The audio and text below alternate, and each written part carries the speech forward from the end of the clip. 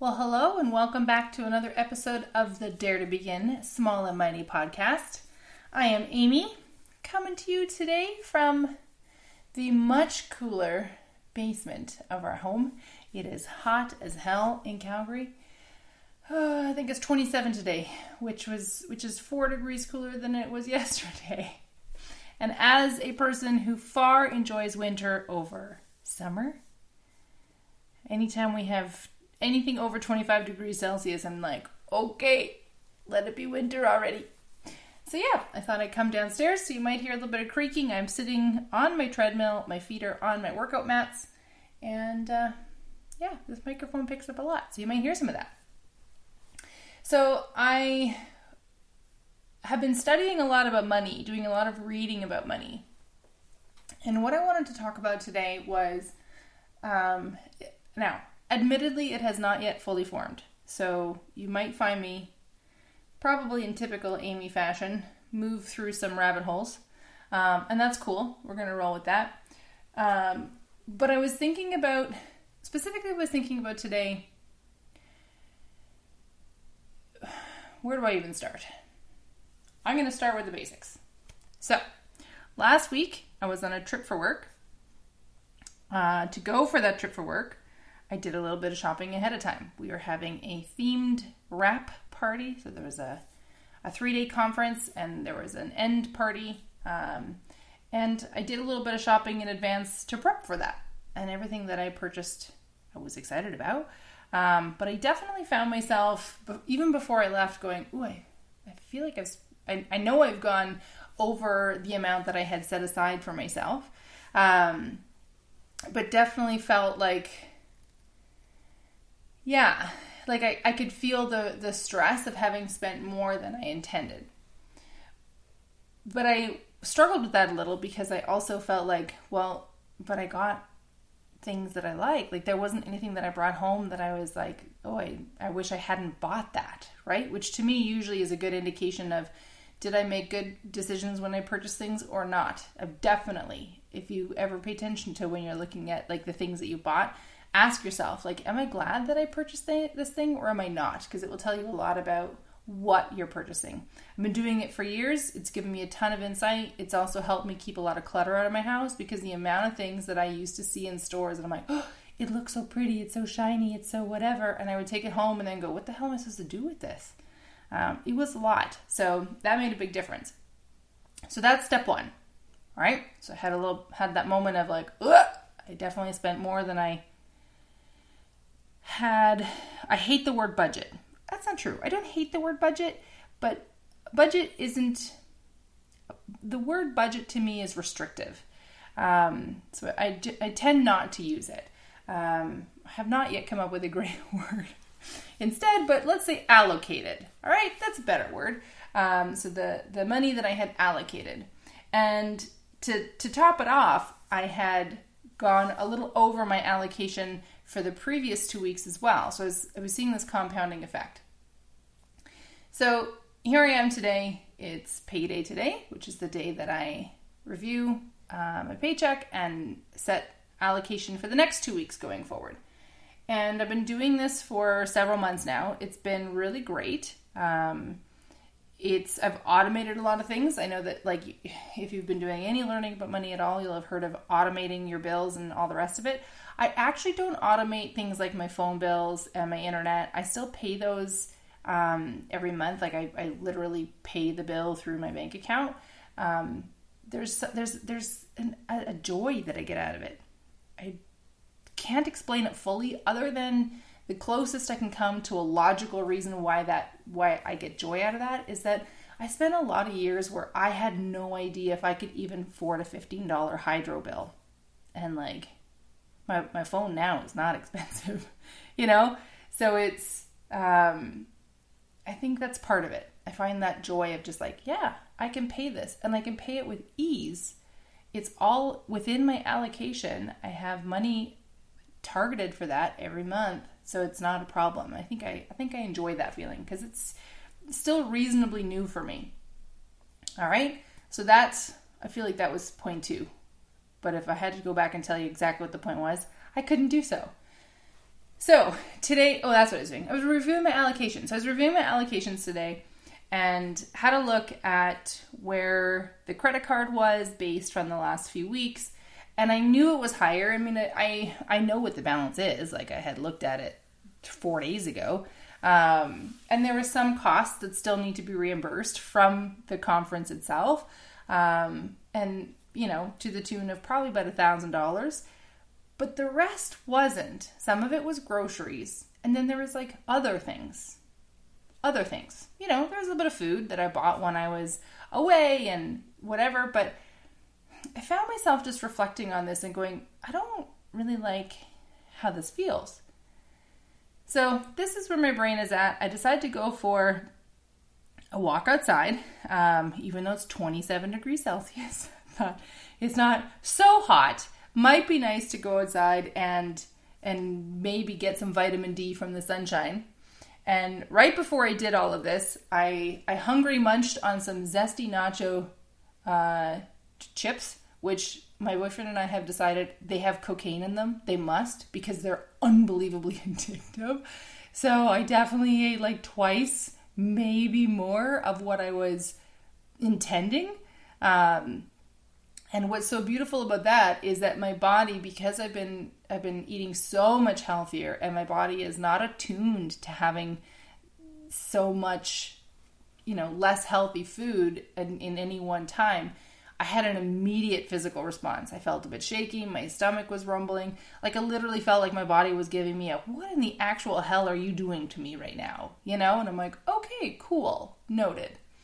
So, but they taste good, right? They taste amazing. So all of this is the setup. Here we go. I head outside for my walk. I pull up Manifestation Babe podcast, which if you haven't listened to, highly recommend. I was listening to, I think it's her latest episode, which is something about letting go. I feel like it's episode 243 or something.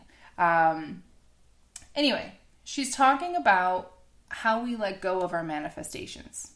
Right? Like, how do you, if you've been studying manifestation or listening to teachers at all, they always talk about like you need to just let it go. You need to be not attached to it. I've talked about that on this podcast of like letting go of it. And as I was listening to what she was sharing in this particular state, because I truly believe that I'm sure you've noticed this in your life. You'll hear something 100 times over and you kind of get it, but you don't quite get it. And then all of a sudden, it's like the chemical formula is right and you get it in a whole new, much more profound way. That's how I would describe today. I suddenly got it in a much more profound way, this idea of letting go and of embodying. And I began reflecting on what I have manifested in my life. So I've manifested 2 promotions in the last 2 years. Last 2 years.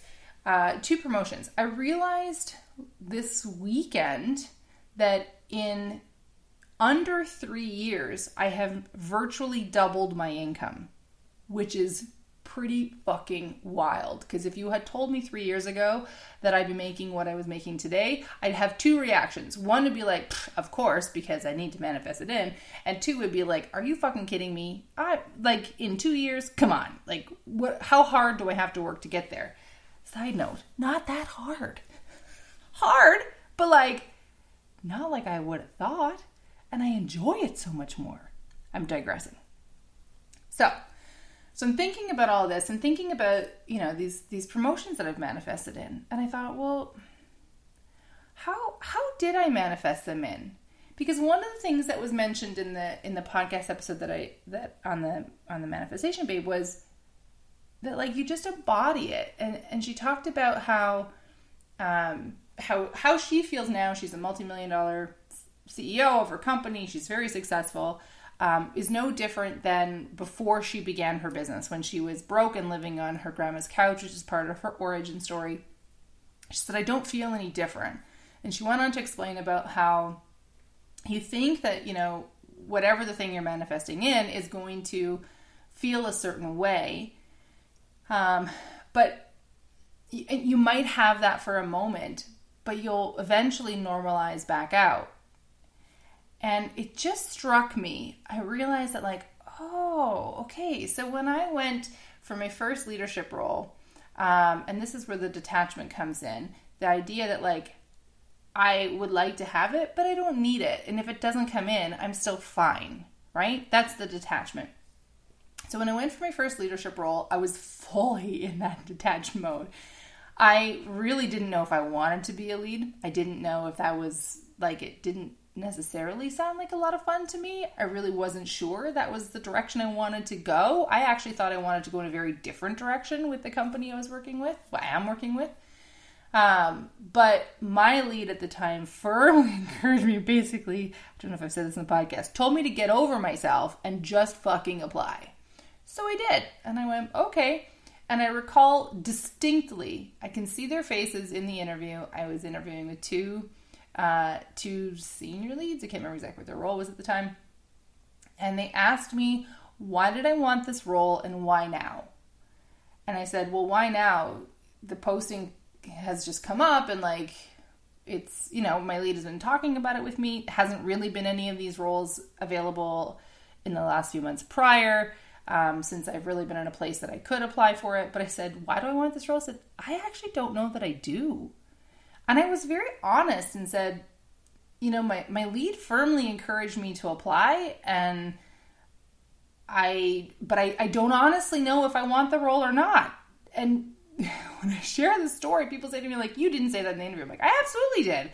I'm still sometimes kind of dumbfounded that they hired me, but they hired me. I've done very well, obviously, and now I've got promoted again 15 months later. And it's kind of, you know, crazy. But I was fully in this detached of like, okay, well, that's where I'm supposed to be. Then that's where I'm supposed to be. It's going to be cool. I'll do a great job at it. You know, I'm not worried is the point that I'm trying to make. But I thought about like, okay, so that was my tangible mental process. I was thinking about like, if it works out, great. And if it doesn't, also great, because I don't know that it's actually the thing that I'm looking for. So fine. Easy to be detached when you're in that place of, you know, maybe it's for me, maybe it's not. That's an easy place to be detached. But in thinking about embodying, and this is where I think it came together in terms of the role, is that I started thinking about like, how would I like my work to feel? Like, what would I like to feel like going into work every day? Because what I was not feeling was great. I was feeling like I was being underutilized. Oh my goodness, I was so underused. I was like, I'm using 10% of my brain power here. It is ridiculous. I'm so wasted in this role. I should be somewhere else if you want me to actually be able to like contribute something good. And I was doing a great job at the role that I was in, but I was dying inside because I was so underutilized. And I wanted so much to have a bigger impact, have a really positive impact in a much bigger way. And I was looking for how I could do that. So I would listen to music. Music is really, for me, it's a really powerful way of embodying a state of being. So I started building a playlist. I called it my Manifestation Babe Amy playlist, MB Amy playlist. And I put songs on there that felt like how I wanted to feel. And then I would listen to that while I was out for a run, or if I'm walking on the treadmill or walking anywhere. If I do it on the treadmill, I kind of strut. I don't kind of strut. I full out strut. I have a hell of a great time on the treadmill. I haven't fully embodied the confidence to do that in my neighborhood. I do that sometimes, but like, I'm still working on the detachment for what people think, right? But I remember, like, I can see clearly. I remember the rise I had on the treadmill. I have a vague recollection of what I was wearing. I remember the direction, like where the treadmill was sitting in our basement, because it's moved around a few times. But I remember all of that clearly. And I remember feeling this like imagine your body's on fire in the best possible way. And a pair of wings just opens up off your back and you're just like, yes, I'm fucking lit up. That's how I felt. And I would walk as if I was already in whatever the high impact role was. So when I was interviewing for the leadership role, I'd be like, this is how I'm going to walk into the role. This is how I want to show up every day. This is how I want that work to feel like. And that's what it's going to be. And then it was. So I suppose in hindsight, no surprise that it manifested in, because I was in this detached but so powerful energy. So that's a one-off. Super easy to pass it off as a one-off. But then I thought today on my walk, as I was listening to the podcast, I'm like, but I actually did that again for this role. And again, the role I got promoted in almost a year ago now, I didn't know that I wanted it. I wasn't totally sure. I was looking for something more than the base version of the role that I'm in. I knew I wanted to have a bigger impact. I knew I wanted to build something. I knew I wanted to have influence, and I was trying to figure out like, what would that be? But it wasn't tied on a specific title. And I applied for, I think, one other role of the same title and level that I have now. I got rejected right away, didn't even get an interview, so like that was cool. And then this one, like I was a dark horse. There were two people on the team who've been leading on the team already for quite some time. They had built a lot. They seemed like the easy choice of like, who would you promote into the next level leadership? Well, probably one of those two. And I ended up getting it. Like, I'm sure, I am 100% certain the entire team was like, who the fuck is Amy? And what does she know anything about this team? And we're going to like put her in charge of things? Like, okay. And like I said, like the last 11, almost 12 months have been challenging. I wouldn't say they've been easy, but they've been fun. There have been moments where I'm like, what the fuck am I doing here? But on the whole, they've been fun. And when I thought about like, how did I bring that into place? It's the same thing. I had a playlist. I would be exercising and moving and dancing and thinking about embodying like, what is the kind of person that I want to be? How is this going to, like, how do I want to show up? Right? So that's the how. I'm mindful that like my boyfriend might be walking in any moment now, and then I'm going to run away into a back room so that I can finish. So all of this is coming to my brain. I'm starting to think about, okay, so here's all these things that I manifested that I didn't have a deep emotional attachment to, but all of it came back to a state of being. And suddenly I realized that when it comes to money, I have such a deep emotional attachment to it. I have such big such big meanings to it. But I have been thinking about the wrong thing. What I've been thinking about is how nice would it be to just be able to spend money and not worry about it, right? Like that would be great. Or to just be able to pay my bills. That would also be great.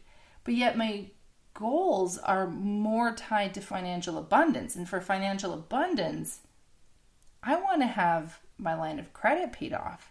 I want to have loans paid off, right? I want to be in a state where I'm not owing money. I want to have money come in, and like I'm never carrying over any balance on a credit card, even for only like 2 or 3 weeks, because it's already there.